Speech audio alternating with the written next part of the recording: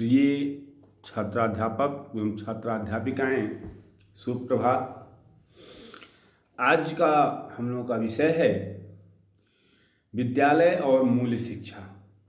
कहने का तात्पर्य यहाँ ये है कि विद्यालयों में मूल्य शिक्षा की व्यवस्था हो अथवा ना हो, यदि हो तो किस रूप में हो, ना हो तो क्यों ना हो, इस विषय पर भारत सहित अनेक राष्ट्रों में, अनेक देशों में विचार मंथन हो रहा है। खूब विचार विमर्श हुआ और अधिकतर विद्वान इस निष्कर्ष पर पहुँचते हैं कि विद्यालयों में मूल्य शिक्षा पर बल दिया जाना चाहिए। मूल्य आधारित शिक्षा की व्यवस्था होनी चाहिए। अब प्रश्न ये उठता है कि मूल्य आधारित शिक्षा की व्यवस्था हो तो किस तरह से हो। ये विचारणीय बिंदु है कि शिक्षा का विधान कैसे किया जाए मूल्य सहित, यानी शिक्षा का विधान अलग विषय के रूप में हो, क्रिया के रूप में हो, या सभी विषयों में उसको शामिल किया जाए।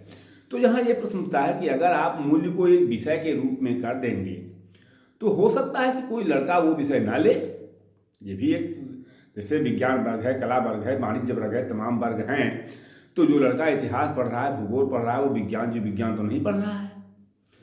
तो क्यों ना जिस तरह से मैट्रिक तक सबको विज्ञान कंपलसरी किया गया है, मैथमेटिक्स या गणित 1 गणित 2 करके डिवाइड, सबको बेसिक कॉन्सेप्ट सबका, चाहे वो गणित हो, चाहे विज्ञान हो, चाहे अंग्रेजी हो, खासकर बेसिक एजुकेशन तक कंपलसरी किया गया है सभी विषयों के लिए। आगे जाकर के वो रिवाइज होता है कि ये विषय पढ़ेंगे, अमुक विषय पढ़ना है, क्या पढ़ना है, किस क्षेत्र में जाना है।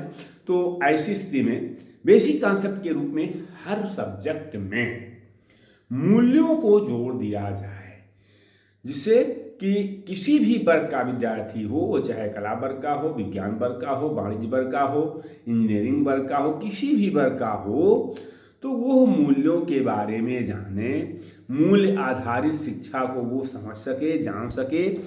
अब मेरे विचार से जो यहाँ प्रश्न उठता है कि एक अलग विषय के रूप में नहीं करके बल्कि क्रिया के रूप में करके विद्यालयों के समस्त विषयों में क्रियाओं के साथ, समस्त विषयों के साथ इसको जोड़ा जाना चाहिए मूल्य को।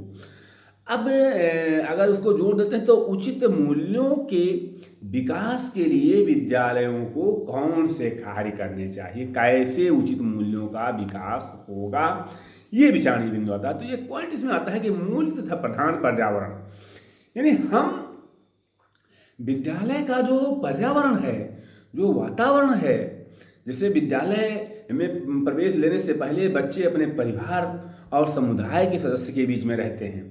कहा गया mother is the first teacher, father is the best guide and home is the first training school of child. तो परिवार और समुदाय के सामाजिक एवं सांस्कृतिक पर्यावरण में से वह अनेक विश्वासों के, सिद्धांतों के, आदर्शों के, व्यवहार के मापदंडों को ग्रहण करते हैं। विभिन्न परिवारों का अपना अलग सिद्धांत है, अलग व्यवहार है, अलग मापदंड है, इसको वो ग्रहण करते हैं। एक बात ये समझ में आती है। अब यहाँ जो विद्यालय का कार्य इस प्रकार ग्रहण किए गए विश्वासों, आदर्शों, सिद्धांतों और व्यवहार प्रतिमानों को काट छांट कर उसे सही दिशा प्रदान करना होता है। यानी विद्यालय में विभिन्न धर्मों के, विभिन्न जातियों के, विभिन्न वर्गों के विद्यार्थी आते हैं, तो सबका अलग अपना सिद्धांत होता है, सबका अलग अपना आदर्श होते हैं, सबके अलग अलग विश्वास होते हैं विभिन्न समाज के। तो उनमें से जो अच्छी चीज़ें हैं उसको शामिल करके शिक्षा में, और विद्यालय उसको काट छांट करके जो उचित होता है वो विभिन्न धर्मों से, विभिन्न वर्गों से ले लेता है और उसको शामिल करके उसमें सही दिशा उसको प्रदान करता है। तो यहाँ सब छात्रों के साथ समान व्यवहार किया जाना चाहिए। पहली बात तो ये होना चाहिए।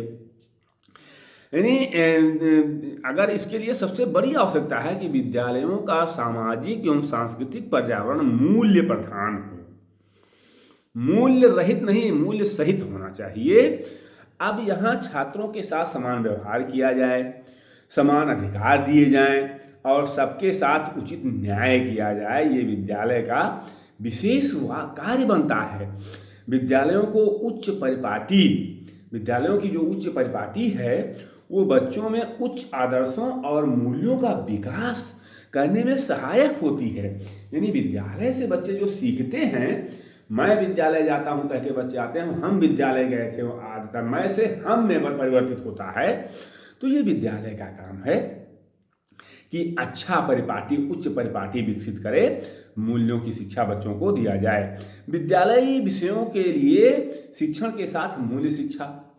अब शिक्षण आप करते हैं, ठीक है, यूँ तो विद्यालयों में जितने भी विषय पढ़ाए जाते हैं हम आप जान रहे हैं, उन सभी के शिक्षण के साथ छात्रों में उचित मूल्यों का विकास किया जा सकता है, परंतु इनमें भाषा और इतिहास दो ऐसे विषय हैं जिनके माध्यम से बच्चों में मूल्यों का विकास आसानी से किया जा सकता है। भाषा के माध्यम से और इतिहास शिक्षण के माध्यम से बच्चों में मूल्य विकसित किए जा सकते हैं, जिससे कोई दिक्कत नहीं होगी।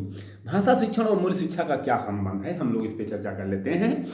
तो भाषा शिक्षण संबंधी पाठ्य पुस्तक में प्रायः नीति संबंधी लेख एवं कविताएं संग्रहित होती हैं।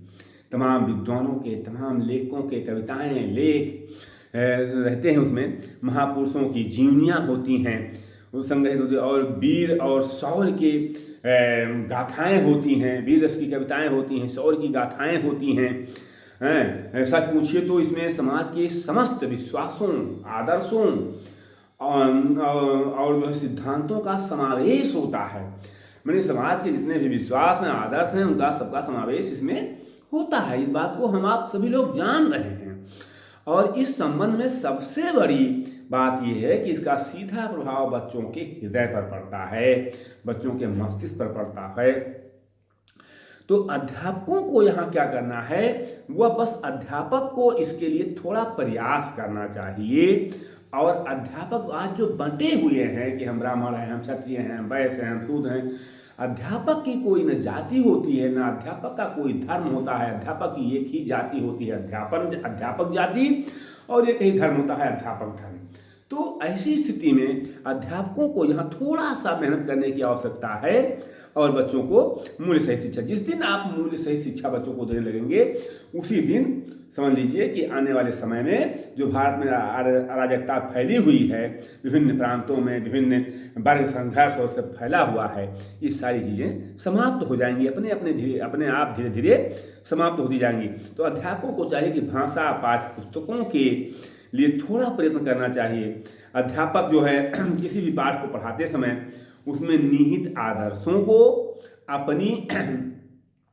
अपने सिद्धांतों, जैसे जो आदर्श है तो उसको अपने सिद्धांतों और अपने बच्चों के सामने उनको उजागर करें पढ़ाते समय। किस लय में, जैसे मान लीजिए सुभद्रा कुमारी चौहान पढ़ाते वीरों का कैसा हो बसंत, या मान लीजिए तमाम कविताएं हम लोग हाई स्कूल में पढ़ते थे, तो ये कविता हम लोग कक्षा 4 में भी पढ़े थे कि जो है उठो लाल अब आँखें खोलो, पानी लाई हूँ मुँह धोलो, बीती रात कमल दल फूले, उनके ऊपर भौरे झूले, चिड़िया चहक उठी पेड़ों पर, बहने लगी हवा सुंदर नगमे, नारी लाली छाई, धरती में प्यारी छवि आई, भोर हुआ सूरज उग आया, जल में पड़ी सुनहरी छाई, ऐसा सुंदर समय न खो मेरे प्यारे अब मत सो। यदि माँ कैसे बच्चे से कहती है, तो इस तरह से संस्कार जो है बच्चों में उत्पन्न करने का काम अध्यापकों का है।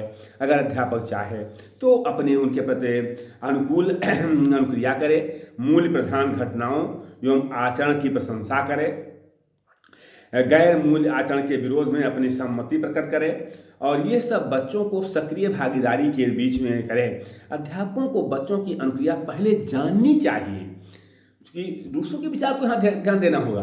रूसो ने कहा है कि बालक वो पुस्तक है जिसके प्रत्येक पृष्ठ को पढ़ना अध्यापक के लिए अनिवार्य है। तो बालक को जानिए कि बालक क्या चाहता है, बालक जो आपके सामने लर्नर जो बेंचों पर बैठा हुआ है वो क्या चाहता है। तो उसकी अनुक्रिया को जानने के बाद अपनी अनुक्रिया बाद में प्रकट करनी चाहिए। जब बच्चे का सत्य असत्य, अच्छे बुरे, न्याय अन्याय में स्वयं भेद करेंगे तो उसमें मूल्यों के प्रति जागरूकता आएगी। बच्चे तो स्वभावतः संवेदनशील होते हैं, बस हमें उन्हें समाज सम्मत बना देना है, समाज के प्रति जागरूक कर देना है, समाज के कार्यों की ओर आकर्षित कर देना है और समाज प्रतिकूल विचार और कार्यों से बच्चों को बचाना है। यानी समाज की अच्छी शिक्षाएं बच्चों को देना है, ये प्रयास हमको करना चाहिए। अब अगला हम फिर दूसरे वीडियो में करेंगे, मूल शिक्षा और इतिहास शिक्षण के बारे में चर्चा होगी। आपको वीडियो अच्छा लगा तो प्लीज़ सब्सक्राइब जरूर कीजिएगा। बहुत बहुत धन्यवाद आप लोगों को।